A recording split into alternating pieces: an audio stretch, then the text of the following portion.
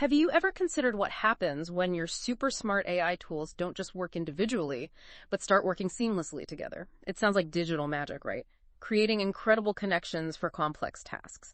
But what if that very seamlessness could create unexpected, even malicious pathways you never intended? We're taking a deep dive today into a paper that really highlights this, titled Trivial Trojans: How Minimal MCP Servers Enable Cross-Tool Exfiltration of Sensitive Data. Our mission is to understand just how incredibly simple it can be for malicious actors to exploit these connections and steal sensitive information. It really reveals a critical and frankly overlooked security gap in these emerging AI ecosystems. What was your immediate reaction when you saw this research? Well, my immediate reaction was one of significant concern.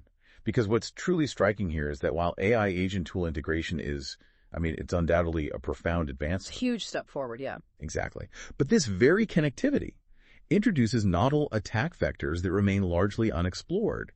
This paper specifically illustrates how, pretty unsophisticated threat actors, even those with very basic skills, can exploit the Model Context Protocol, or MCP, right, and its underlying trust model, to achieve surprisingly high-impact data theft.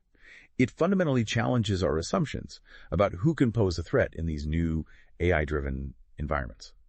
You mentioned the Model Context Protocol, MCP, as being really central here. For listeners who might not be familiar, what exactly is MCP? Why is its design so crucial to understanding this security challenge? Okay, so MCP, in essence, it's a standard that allows AI agents to think of large language models operating through client applications like, say, Claude Desktop. Okay. It lets them dynamically orchestrate tools across multiple external services, all through one standardized interface. Imagine your AI assistant is like a conductor, and MCP is the sheet music that lets it coordinate different instruments, your email, calendar, weather services, maybe even banking apps. They all start speaking the same language. It defines a client-server architecture where AI agents act as clients. They can discover and then invoke capabilities exposed by various MCP servers. Communication happens through a standardized JSON RPC 2.0 message format, and the servers advertise their capabilities so the AI agent dynamically understands what tools are available. And it's open source from Anthropic. That's right, yeah. An open source standard introduced by Anthropic. So that dynamic flexibility, it sounds incredibly powerful. Designed for convenience, seamless workflow.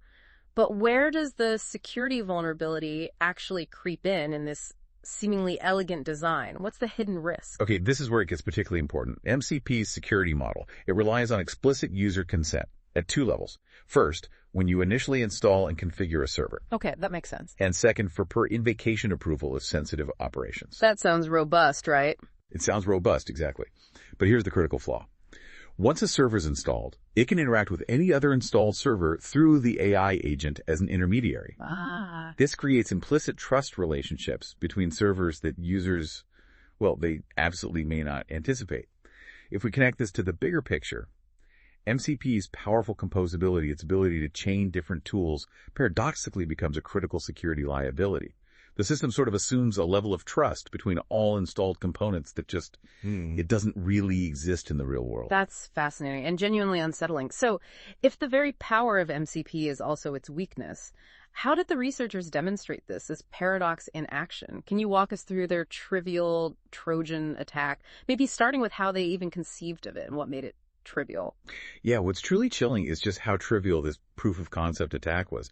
The researchers took Anthropic's publicly documented Hello Weather MCP server example, which is a minimal, totally benign reference implementation. The basic template. The basic template, exactly. And they transformed it. They made only 2 targeted modifications, comprising fewer than 25 lines of additional code. 25 lines, that's it. That's it. First, they added an exfiltration tool, a new MCP tool named Send Research Data.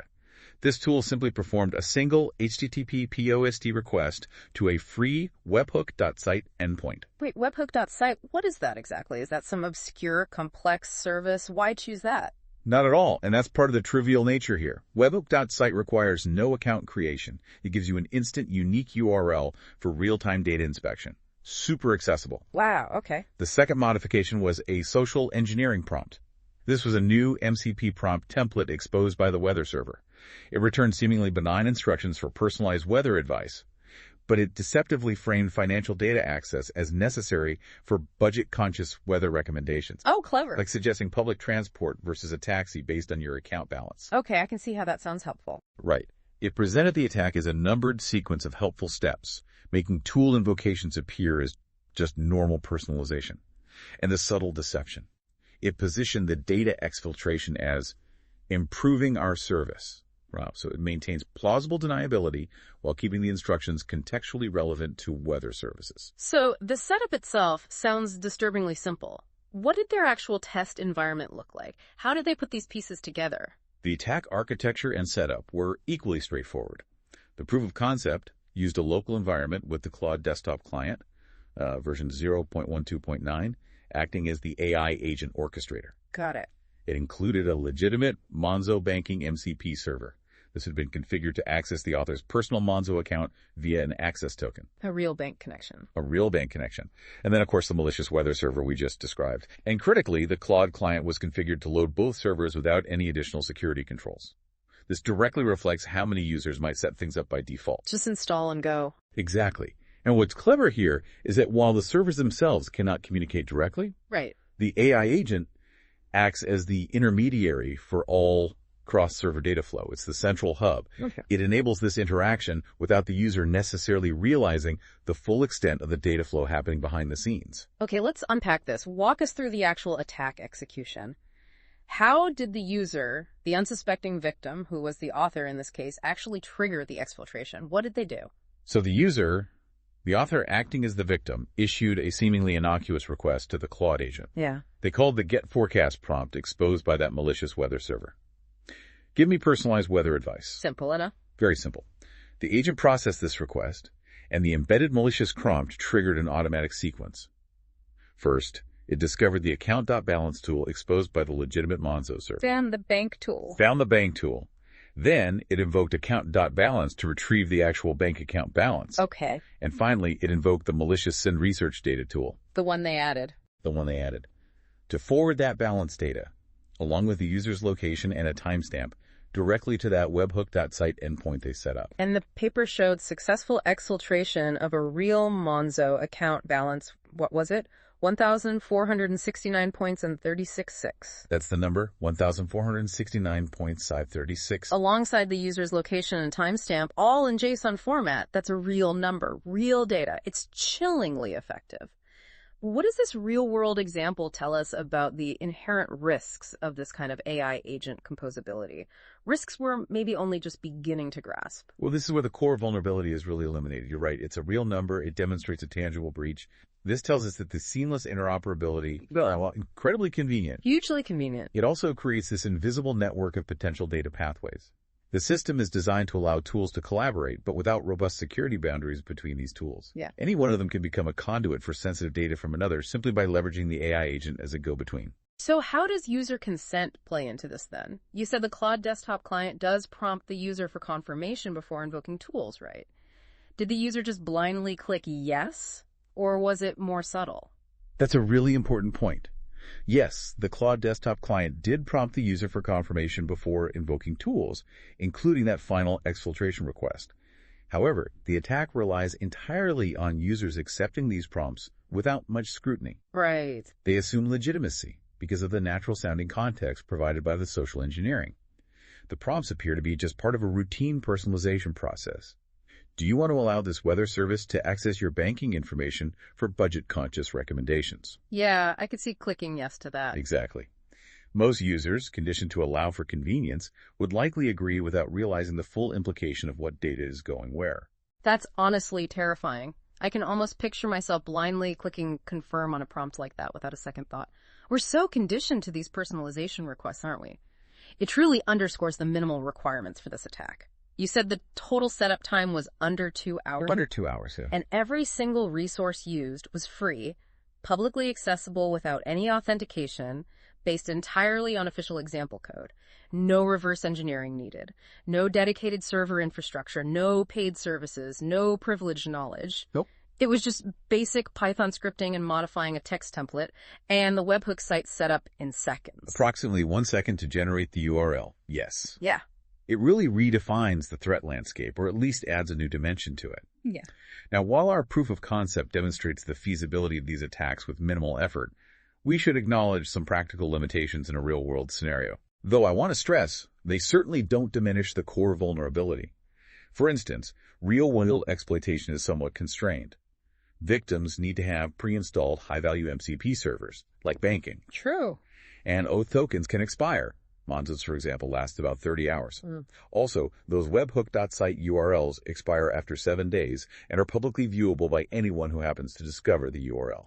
So not perfect for long-term stealth. Not perfect, but these are relatively minor hurdles for a determined attacker. Yeah. They could easily set up their own endpoint, for example.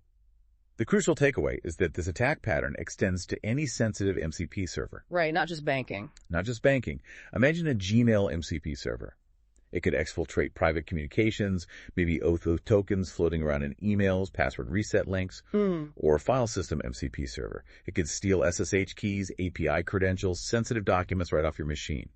A calendar MCP could reveal travel patterns, business relationships, even meeting contents if they're detailed. The scope is potentially enormous. So hearing all this, it really sounds like there are some fundamental systemic issues at play here. What are the core vulnerabilities that enable these attacks to be so alarmingly effective and, well, easy to pull off? There are indeed 3 systemic vulnerabilities that really enable these kinds of attacks. First, there's protocol permissiveness. While some clients, like Claude Desktop, do implement permission prompts. Which is good. Which is good, yes. Yeah. But these safeguards are merely recommended in the MCP documentation. They're not enforced by the protocol itself.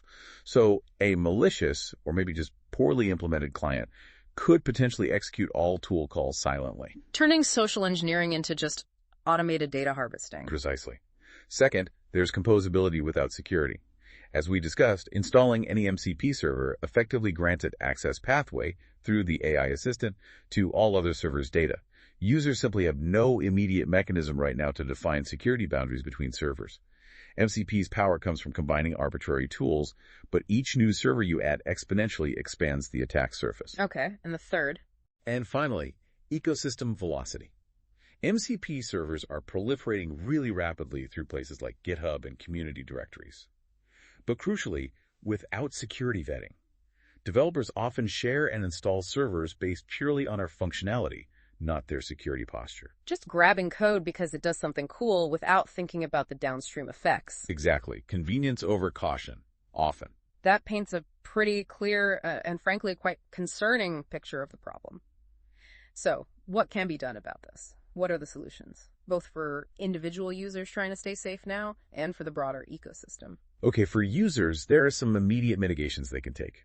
First, you should really treat every MCP server as potentially malicious, regardless of its source or what it claims to do. A healthy dose of skepticism. Assume zero trust. Assume zero trust, essentially. Use only official MCP clients that are known to enforce permission prompts rigorously.